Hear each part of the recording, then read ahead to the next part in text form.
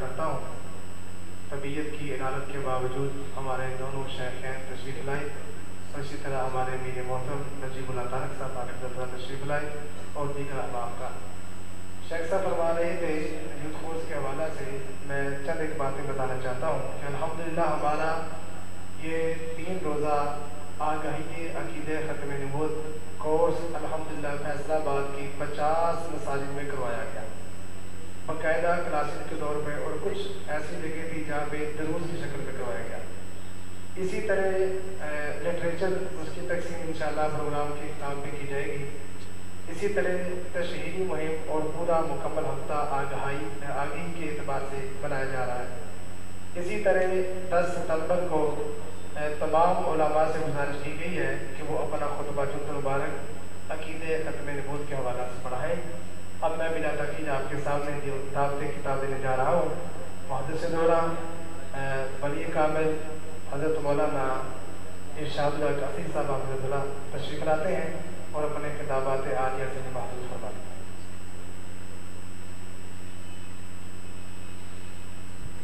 السلام علیکم ورحمۃ اللہ وبرکاتہ۔ ان الحمد للہ رب العالمین، والصلاة والسلام علی سید الانبیاء والمرسلین وعلی آلہ وصحبہ ومن تبعهم بإحسان إلى يوم الدين، وأشهد أن لا إله إلا الله وحده لا شريك له، وأشهد أن محمدا عبده ورسوله، أما بعد، فأعوذ بالله السميع العليم من الشيطان الرجيم من همزه ونفخه ونفثه، بسم الله الرحمن الرحيم، ومن يشاقق الرسول من بعد ما تبين له الهدى ويتبع غير سبيل المؤمنين نوله ما تولى ونصله جهنم وساءت مصيرا۔ اللهم صل على محمد وعلى آل محمد كما صليت على إبراهيم وعلى آل إبراهيم إنك حميد مجيد۔ اللهم بارك على محمد وعلى آل محمد كما باركت على إبراهيم وعلى آل إبراهيم إنك حميد مجيد۔ رب اشرح لي صدري ويسر لي أمري واحلل عقدة من لساني يفقهوا قولي۔ واجب التکریم علماء و مشائخ کرام، بزرگان محترم، عزیز نوجوانوں، بھائیوں اور ساتھیوں،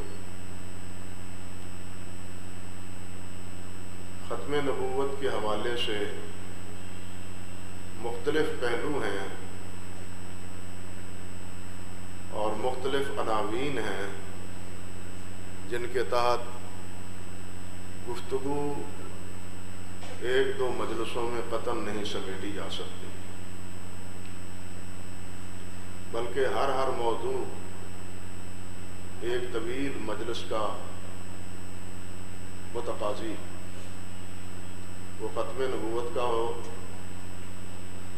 وہ غلام محمد قادیانی کی جھوٹی نبوت کا ہو، وہ حیات مسیح یا وفات مسیح کا ہو، وہ ختم نبوت کے متعلقہ دلائل کا ہو، اور ان دونوں عناوین پر منکرین جو استدلالات رکھتے ہیں ان کے جائزے کا پہلو ہو، غلام احمد قادیانی کا عمل و کردار ہو، یہ مختلف عناوین ہیں اور ہر عنوان اپنے اندر ایک وسعت رکھتا ہے۔ کسی ایک پہلو کو بھی اتنے محدود وقت میں بیان کرنا نہایت مشکل ہے۔ جہاں تک ختم نبوت کی بات ہے تو ہمیں یہ بات عقیدے کے طور پر سمجھنی چاہیے کہ ختم نبوت کا اعلان اللہ سبحانہ و تعالی نے اس وقت کر دیا تھا جس وقت اللہ تعالیٰ نے آپ کو نبی بنایا تھا۔ جب آپ کو اللہ تعالیٰ نے نبی بنایا تھا تو اسی وقت ہی اللہ تعالیٰ نے آپ کی نبوت کے بعد سلسلہ نبوت کے خاتمے کا بھی اعلان کر دیا تھا۔ ہمارا سب کا یہ عقیدہ ہے، حدیث پاک میں جس طرح آتا ہے کہ زمین و آسمان کے پیدا کرنے سے 50,000 سال پہلے اللہ سبحانہ و تعالی نے صحیفہ تقدیر میں وہ سب کچھ لکھوا دیا جو قیامت تک ہونے والا ہے۔ یہ ہمارا عقیدہ ہے۔ اس پر بہت سے لوگ اپنے اپنے اعتراضات کرتے ہیں، اور قدریہ تقدیر کا انکار کرنے والا بھی ایک فرقہ موجود ہے، مگر ہمیں سادہ لفظوں میں یہ سمجھنا چاہیے تقدیر کے مسئلے کو بھی، کہ ایک تاریخ وہ ہوتی ہے جو انسان لکھتا ہے، اور وہ تاریخ ہوتی ہے ماضی کی یا حال کی۔ مستقبل کی کوئی انسان تاریخ لکھنے والا نہیں ہے، نہ لکھ سکتا ہے۔ اللہ سبحانہ و تعالیٰ نے یہ صحیفہ تقدیر جو لکھا ہے وہ گویا کہ مستقبل کی تقدیر، مستقبل کی تاریخ، کہ آگے یہ ہونے والا ہے، یہ ہوگا، اور اللہ سبحانہ و تعالیٰ کا علم کامل ہے، اس میں نقص نہیں ہے۔ اس لیے جو کچھ اللہ تعالیٰ نے لکھا ہے، لکھوایا ہے، وہ سب ہو کے رہے گا، اور اسی میں اللہ ذوالجلال نے انبیاء کرام علیہ السلام کی نبوت کو بھی لکھا، نبی علیہ السلام کی نبوت کو بھی لکھا، اور نبی علیہ السلام کی خاتم النبیین ہونے کو بھی لکھا۔ گویا یہ فیصلہ اللہ ذوالجلال والاکرام کا انسانوں کے پیدا ہونے سے ہزاروں سال پہلے کا ہے۔ سمجھے نا بات؟ یہ فیصلہ اللہ ذوالجلال کا وہ قرآن مجید پر کے نازل ہونے پر موقوف نہیں ہے، بلکہ یہ فیصلہ اللہ سبحانہ و تعالیٰ کا زمین و آسمانوں کے پیدا کرنے سے بھی ہزارہا سال پہلے کا ہے۔ دوسری بات یہ، جہاں تک ختم نبوت کا مسئلہ ہے، تو اس مسئلے کی اہمیت کو آپ یوں سمجھیے کہ نبی علیہ السلام کے انتقال کے بعد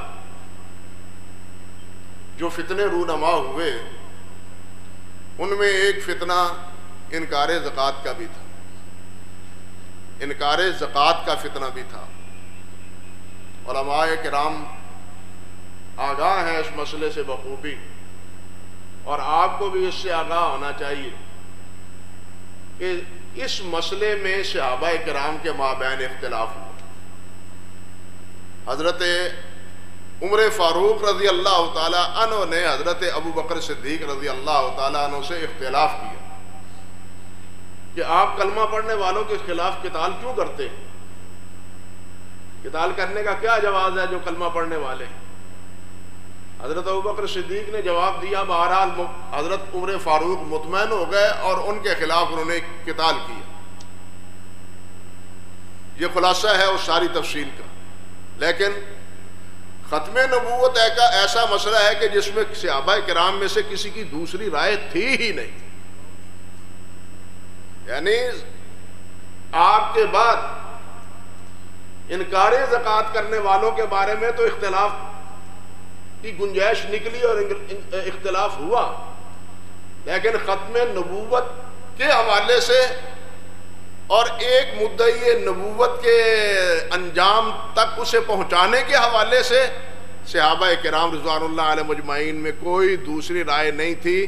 بالاتفاق انہوں نے مسیلمہ کذاب کے خلاف اقدام کیا اور جہاد کیا۔ اور پھر یہ بھی سمجھنا چاہیے کہ مسیلمہ کذاب نبی علیہ السلام کی نبوت کا منکر نہیں تھا۔ وہ یہ نہیں کہتا تھا کہ رسول اللہ صلی اللہ علیہ وسلم نبی نہیں ہے، بلکہ وہ نبی علیہ السلام کی نبوت کا قائل تھا۔ حتیٰ کہ امام ابن جریر طبری رحمۃ اللہ علیہ نے لکھا ہے کہ اس کے علاقے میں یمن میں جہاں وہ تھا یمامہ میں، وہاں نماز کے لیے جو آذان ہوتی تھی اس میں اشہد ان محمد رسول اللہ ہی کہا جاتا تھا۔ وہاں نبی علیہ السلام کی رسالت اور نبوت کا یہ اظہار ہوتا تھا آذان میں بھی، لیکن اس کے باوجود صحابہ کرام نے اس کے خلاف اقدام کیا ہے، جہاد کیا ہے اور ان کو قتل کیا ہے۔ جو پکڑے گئے ہیں ان کو قیدی بنایا ہے، اور ان کے جو مال وصول ہوا ہے اس کو بطور مال غنیمت کے تقسیم کیا گیا ہے۔ مال غنیمت تقسیم اس کا ہوتا ہے جو مسلمان نہیں ہوتا۔ لڑائی ہو دو گروہوں میں، اگر مسلمان لڑنے والے ہیں، نہ مسلمانوں کے کسی فرد کو غلام بنایا جائے گا، قید کیا جائے گا، اور نہ ہی ان کے مال کو مال غنیمت سمجھ کے تقسیم کیا جائے گا۔ حضرت علی رضی اللہ تعالی عنہ اور حضرت طلحہ و زبیر، حضرت سیدہ فاطمہ، حضرت عائشہ صدیقہ رضی اللہ تعالی عنہ، ان کے مابین جنگ جمل ہوئی۔ حضرت معاویہ رضی اللہ تعالی عنہ، حضرت علی رضی اللہ تعالی عنہ، ان کے مابین جنگ صفین ہوئی۔ لیکن دونوں جنگوں میں حضرت علی پہلی جنگ میں غالب ہونے کے باوجود انہوں نے حضرت طلحہ اور زبیر اور ان کے ہمنواؤں جو ساتھی پکڑے گئے تھے ان کو نہ قیدی بنایا، نہ ان کے مال کو مال غنیمت سمجھا۔ بعض منحرفین نے جو بعد میں خوارج کہلائے، انہوں نے اعتراض بھی کیا حضرت علی رضی اللہ تعالی عنہ پر، مگر حضرت علی رضی اللہ تعالی عنہ نے اس کا جواب دیا، اور یہ جواب دیا کہ تم بے حیاؤ، یہ بتلاؤ کہ عائشہ صدیقہ رضی اللہ تعالی عنہ کو کون اپنے ہاتھ میں رکھے گا؟ اگر قیدی بنایا جائے تو وہ قیدی جس کے حصے میں آئے گا، حضرت عائشہ کس کے حصے میں آئیں گی؟ وہ سب منہ زبان بد زبان جو ہے نا، وہ ان کی زبانیں تھم گئی۔ یہ بات سن کے حضرت علی رضی اللہ تعالی عنہ کی، تو مسلمانوں کے مابین جب اس قسم کی لڑائی جھگڑا ہوتا ہے تو ان کے مال کو تقسیم نہیں کیا جاتا، غالب ہونے والا ان کے مال کو تقسیم نہیں کرتا، ان کے ماخوذ ہونے والے قیدیوں کو قیدی نہیں بناتا، لیکن جو کافر ہوتا ہے ان کو قید بھی کیا جاتا ہے اور ان سے وصول بھی کیا جاتا ہے، ہرجانہ بھی وصول کیا جاتا ہے، اور ساتھ ان کا مال وہ مجاہدین میں تقسیم بھی کیا جاتا ہے۔ اللہ نے بھی فرمایا، اللہ کے رسول نے بھی کیا ہے۔ لیکن یہ جو ہے مسیلمہ کذاب اشہد ان محمد رسول اللہ پڑھنے کے باوجود، اذان میں یہ کلمہ بلند ہونے کے باوجود، سب صحابہ کرام نے اس کے خلاف قتال کیا ہے، اور قتال کے نتیجے میں پھر کیا ہے؟ ان کو مارا بھی ہے، قتل بھی کیا ہے، مسیلمہ بھی مارا گیا، ان کے جو قیدی تھے وہ قیدی بنائے گئے، اور جو مال غنیمت حاصل ہوا وہ مجاہدین میں تقسیم بھی کیا گیا۔ یہ اس بات کی دلیل ہے کہ تمام صحابہ کرام رضوان اللہ علیہ مجمعین کے نزدیک یہ دعویٰ نبوت کرنے والا وہ کیا تھا؟ مسلمان نہیں تھا، اس کے ہم نوا مسلمان نہیں تھے، وہ کافر تھے۔ اسی لیے صحابہ کرام رضوان اللہ علیہ مجمعین نے ان کے خلاف قتال کیا اور جہاد کیا۔ دوسری بات یہاں یہ بھی سمجھیے، یعنی یہ صحابہ کرام کا ایسا اتفاق ہے، ایسا اجماع ہے کہ اس میں دوسری رائے صحابہ کرام میں سے نہیں ہے۔ باقی جتنے مسائل ہوئے ہیں بعد میں ان میں اتفاق پیدا ہوا ہے، وہ خلافت کا مسئلہ ہو، وہ نبی علیہ السلام کے دفن کا مسئلہ ہو، اختلاف ہوا، بعد میں اتفاق ہو گیا، لیکن اس مسئلے میں تو اختلاف منقول ہی نہیں ہے، بلکہ تمام کے ہاں یہ مسئلہ متفقن علیہ۔ علماء جانتے ہیں کہ خلافت کے مسئلے میں بھی اختلاف ہوا، بنو ہاشم کے درمیان، انصار اور مہاجرین کے درمیان، اور پھر اسی طرح نبی علیہ السلام کے دفن کے بارے میں بھی اختلاف ہوا، اختلاف آراء ہوئے، لیکن دلائل کے بعد اتفاق ہوا۔ مگر یہ مسیلمہ کذاب، اس کے خلاف جو اقدام ہوا ہے وہ بالاتفاق ہوا ہے، اس میں اختلاف رائے نہیں تھا۔ یہ اس بات کی واضح دلیل ہے کہ نبی علیہ السلام کے بعد دعویٰ نبوت اور اس کے دعوے کو ماننے والے وہ دائرہ اسلام سے خارج ہیں، وہ مسلمان نہیں ہیں، وہ کافر ہیں۔ ایک بات۔ دوسری بات، یہ ہم ہی نہیں کہتے کہ مدعی نبوت اور اس کو ماننے والے وہ کافر ہیں، ہم ہی نہیں کہتے۔ بلکہ خود غلام احمد قادیانی کہتا ہے، غلام احمد قادیانی کہتا ہے کہ جو میری نبوت کو نہیں مانتا، جو میری نبوت کو اقرار نہیں کرتا، وہ دائرہ اسلام سے خارج ہے، وہ کافر ہے۔ اب مجھے آپ بتلائیں، ہم سب جو انکار کرنے والے ہیں ہم کون ہیں پھر؟ جب غلام احمد کے نزدیک اس کی نبوت کا انکار کرنے والے کافر ہیں، تو اس کی نبوت کا انکار کرنے والے ہم کیا ہیں؟ ہم کافر ہیں یا مسلمان ہیں؟ دونوں میں سے ایک ہی صورت ہوگی نا، یا یہ مسلمان ہے یا وہ مسلمان ہے، یا یہ مسلمان ہے یا وہ مسلمان ہے، دونوں مسلمان نہیں ہو سکتے۔ اب وہ خود کہتا ہے کہ مجھ کو نہ ماننے والے وہ کیا ہیں؟ کافر ہیں، اور یہاں اسی بات پر اکتفا نہیں کرتا، بلکہ وہ یہاں تک ہذیان بکتا ہے کہ میرے اندر اور محمد رسول اللہ میں کوئی فرق نہیں ہے، معاذ اللہ ثم استغفر اللہ۔ جو مجھ میں اور محمد رسول اللہ میں فرق کرتا ہے، اس نے نہ مجھ کو پہچانا ہے نہ محمد رسول اللہ کو پہچانا ہے، معاذ اللہ ثم استغفر اللہ۔ اسی پر اکتفا نہیں کرتا وہ، بلکہ وہ یہ بھی کہتا ہے کہ نبی علیہ السلام محمد رسول اللہ کہتا ہے کہ ہمیں کلمہ پڑھنے کی، نیا کلمہ ایجاد کرنے کی ضرورت کیوں نہیں ہے؟ لا الہ الا اللہ محمد رسول اللہ کا کلمہ وہ بھی پڑھتے ہیں۔ آج کل اشکال یہی ہے کہ جی وہ کلمہ تو وہی پڑھتے ہیں جو ہم پڑھتے ہیں، لا الہ الا اللہ محمد رسول اللہ کلمہ ہم بھی وہی پڑھتے ہیں، وہ بھی یہی پڑھتے ہیں، نماز بیت اللہ کی طرف منہ کر کے پڑھتے ہیں، قرآن بھی پڑھتے ہیں، وہ کافر کیسے ہو گئے؟ او بھائی، کلمہ یہی مسیلمہ کذاب بھی پڑھتا تھا، کلمہ ان کے ماننے والے وہ بھی پڑھتے تھے، لیکن آپ کی رسالت اور نبوت کے باوجود وہ مسلمان شمار نہیں ہوئے۔ ایک بات۔ دوسری بات یہ ہے کہ جو وہ کہتا ہے کہ محمد صلی اللہ علیہ وسلم، لا الہ الا اللہ محمد رسول اللہ، یہ ہمیں علیحدہ کلمہ بنانے کی ضرورت اس لیے نہیں ہے کہ محمد میں صلی اللہ علیہ وسلم میں اور مجھ میں کوئی فرق ہے، مجھ میں اور محمد رسول اللہ صلی اللہ علیہ وسلم میں کوئی فرق نہیں ہے۔ گویا قادیانی جب لا الہ الا اللہ محمد رسول اللہ کہتے ہیں تو وہ اس سے مراد محمد مدنی مراد نہیں لیتے، محمد قادیانی لیتے ہیں۔ بات سمجھے یا نہیں سمجھے؟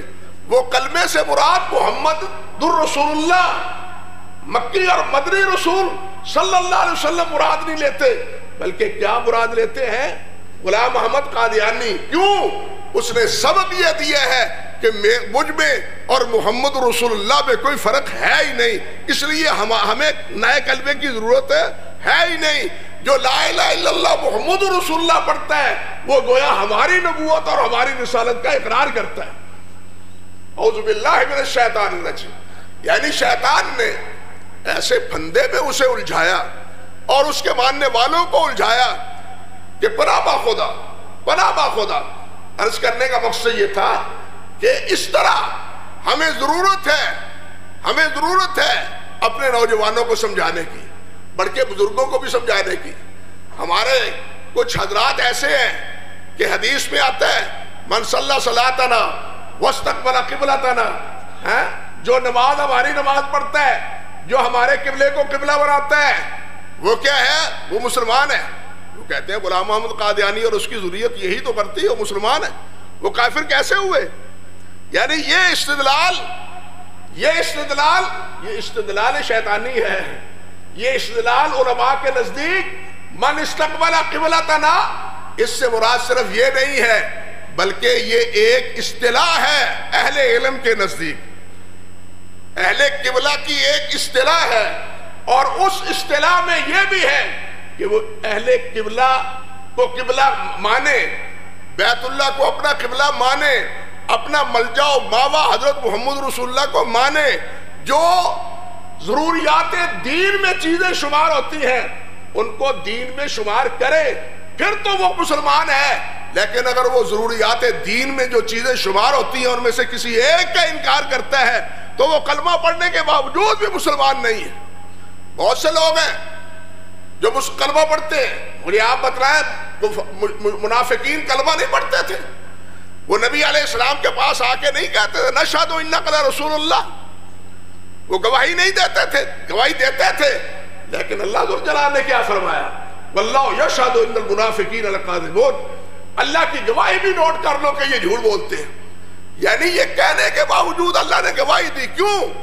اس سے پتا چلا نا کچھ لوگ کلمہ پڑھتے ہیں لیکن اس کے باوجود بھی جھوٹے ہیں، بات سمجھے یا نہیں؟ اس لیے یہ کہنا کہ وہ بھی کلمہ پڑھتے ہیں، بھائی کلمہ پڑھنے کے ساتھ باقی بھی قیود ہیں، باقی بھی شروط ہیں۔ یہ کلمہ ایک معاہدہ ہے، یہ کلمہ اللہ اور اللہ کے رسول کے ساتھ ایک معاہدہ ہے۔ معاہدہ کیا ہے؟